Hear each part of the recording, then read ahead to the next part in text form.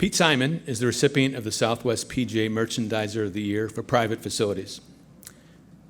Now a PGA assistant golf professional at Desert Mountain, Pete won this award as the assistant at Southern Highlands Golf Club in Las Vegas, Nevada. His first position in golf came right out of college at Shingle Creek Golf Club in Orlando, where he took on merchandising duties at the club. He would place and receive orders, set up new displays, and work with his buyer to ensure the latest and greatest were always on display. He continued his merchandising work at the famed Riviera Golf Club in Pacific Palisades, California. It was during his time at Riviera when he earned his membership in the PGA of America in 2010. At Southern Highlands, he focused his efforts on unique merchandising techniques in the 1,000-square-foot golf shop space. Displays in the shop were changed or refreshed nearly 100 times a year, always giving the members and guests new ideas about additions to their wardrobes. Ladies and gentlemen, the Southwest PGA Merchandiser of the Year for private facilities, Mr. Pete Simon.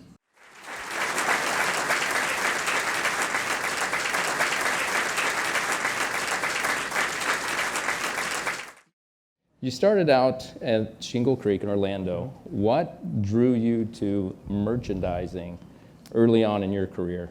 Well, besides boredom. Boredom.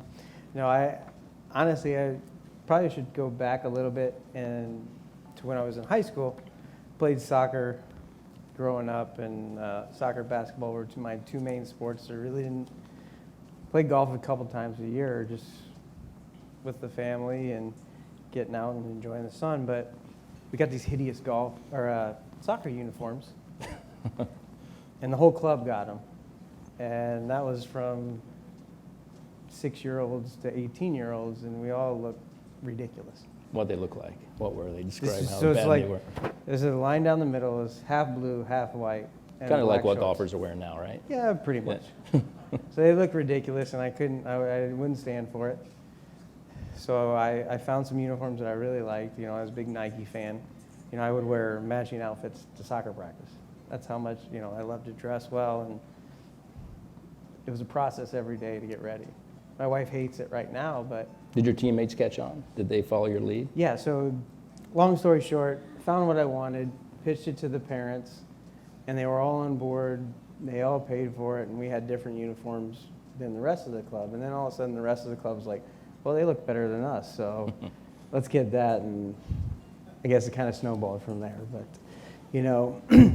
sitting around the golf shop, we got two people that had to be behind the counter to answer phones and wait for people to check in. I found it kind of boring, so I would go find a box in the back, check it in, tag it, put it out, and it allowed me to be creative, in a rather boring setting at the time. I was out of college. I didn't really know what I was doing.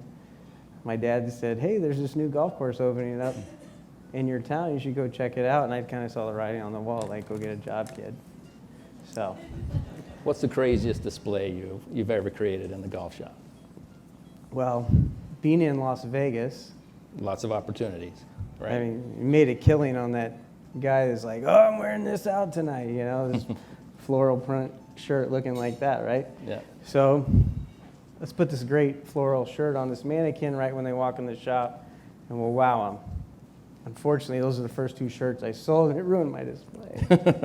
So I didn't know what to do from there, so I just made it as bright and as loud as possible. And I like to have fun with it. Like I said, it allows you to be creative and show your creative side, and kind of rather boring.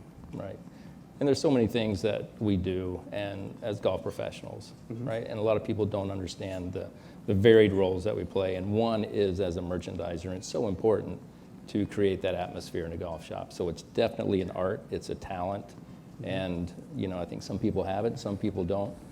Roger Maxwell, who's in the audience here tonight, probably set the bar high and said, really started that boutique type of golf shop experience that now everybody expects when they go into a high-end club or any club. Right, absolutely. And like you said, kind of boutique-y is what I feel will set a golf shop apart. You can walk into Dick's, Golf Galaxy, PGA Superstore and see every Nike, Under Armour, and Adidas shirt you see on. Sorry if there's a rep from there. Did you see in the on tour and on TV every day? It's finding those unique items that I feel really set a shop apart and make that your kind of go-to for those kind of items, whether it's, you know, having lifestyle items in a lifestyle corner. And I think we're all trying to capture every business from all our members or our guests. And if we have something unique, they know they can go there and not have to go walk around the mall for 2 hours and try and find it. Right. So you've worked at some fantastic properties, I mean, and iconic properties. And you're now at Desert Mountain, which one of the best in the world, right? World-class residential golf community. But Riviera in LA, got to have some stories there from there. So we want one good story, but also what have you picked up along the way at the different kinds of properties? You know, I guess the number one thing that I've kind of developed on my own is not to be afraid. You know, is look at the cars in the parking lot, look at the houses around your golf course, especially being in the private sector, right? Don't be afraid. A lot of guys that maybe come up from the business, maybe didn't grow up in that social class, we could call it, but don't be afraid to bring in a $200 polo. Somebody's going to buy it. You don't have to bring in 20 of them. Right. You know, bring 3 or 4. Unless they sell, then you yeah, gotta exactly. then Then reorder. order more. That floral print shirt I had, it was probably $165, and some guy won a bunch of money in casino and spent it in my golf shop, and that's exactly what I was trying to capture. But yes, don't be afraid, right? And you know, being in the business and being in Las Vegas, I got to know a guy named Tom Fisher, who's won this award a few times, a lot more than me, being my first. So far. Yeah, so far, right. You know, he would buy for the sale rack. So learning different things like that, it's something, I didn't have a sale rack at Southern Highlands. I'd give a guy a discount if he asked for it, but I'm not going to sell everybody short and give them a cheap out. Right. But great stories at Riviera. We'll grab a beer sometime. and Okay, chat yeah, about those are probably the best ones, Not right? appropriate for Yeah, here, those yeah. are the ones I want to hear. The best ones are, yeah. So, at the various facilities you've been, how do you approach the different lines, and how do you find something that, for every customer, because you're going to have a variety Right. of customers. You know, I think it's very important to give everybody an option to buy, right? You could buy a $5 hat clip or a $500 cashmere sweater. There's something for everybody, right? But I don't think it makes sense to give a guy give a $30 polo option and a $200 polo option, right? If we're going to give somebody a cheap out, we'll get them the cheap out. We'll give them the hat clip. But if they want the polo, let's get a little bit more. So that's kind of how I've... Do you engage the rest of your team in coming up with ideas and encourage them to seek out new lines, Absolutely. new concepts and things? Yeah, and the thing that was great about working at Southern Highlands, we had a great team. We had a great management and ownership that empowered us. You know, hey guys, we don't have a sale rack here. But if somebody's on the fence about a shirt, give them a discount. That's our sale rack, right? So high your idea? Was so high your idea? Come on. Absolutely. Was it? It was. Has everybody seen that on tour? The So High the hat? How many of those hats have you sold now? Or did they sell up there? We're well over 1,000. And At put it on the 6 map, right? Brought a lot of exposure and attention to the club. That was Yeah. fantastic. At 65 a pop, and we even brought one in that was $79 for a hat. And for those of you who aren't aware, we created this fun G4 hat that said "So High" on the front, which stands for Southern Highlands, not anything else. Right. Promise. It was in Vegas. It was Vegas. It was legal. yeah. And but the cool thing about it is Kevin now wore it, ended up winning the Greenbrier, and the announcers had to talk about it, right? Yeah. They had to explain to the consumer that it's not a dispensary in Las Vegas.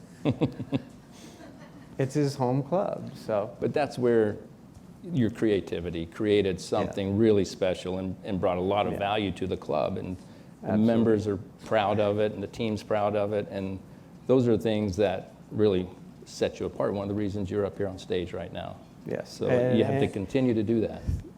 It ended up being the perfect storm. I got very lucky, and, you know, kudos to the ownership again for allowing us to do it, and just ended up working well. It's a great story.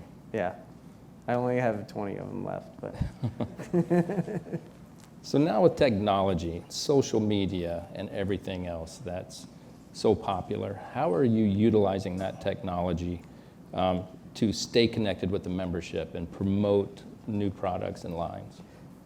You know, to be honest with you, it's the perfect platform for us, because we can take pictures of displays and put it up on our website that we only allow our members to follow, or heck, allow guests, you know. And back to the Sohai hat, the problem with that was that we got every stoner from Chino Hills, California calling us that wants to buy a hat. So anyway, the good thing about it is we can. It's another story, yeah. So that's detail of my story. Yeah. The good thing is that we can show our customer, you know, we can't compete with the Peter Millars that can change their inventory and their styles and the professional photo shoots on their websites every day, right? So it's live. But as golf professionals, we can use Facebook, Instagram, whatever it may be, to show our new displays, show our new collections, feature a special item that we have for sale, and drum up some interest for our members. So I think it's only going to help us as golf professionals to sell more product. So what do you think's next in merchandising and golf shops? Yellow pants? Yellow pants? Did they ever really go away? No, definitely not. But, you know, there's always going to be something new. I hope it's not joggers. I'd be okay with knickers coming back. Yeah, some have. But, you know, obviously we have to find something to capture the new generations, right? Right. You know, what are they going to be into style-wise? You know, we've already talked about, you know, shorter play times, shorter courses. The Top Golf is fun. Mm-hmm.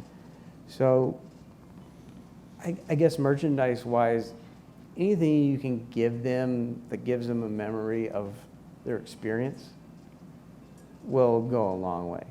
Yeah. You know, just every time I go somewhere, or every time my parents would travel, I'm like, what'd you get me? Right? What's a souvenir? Right.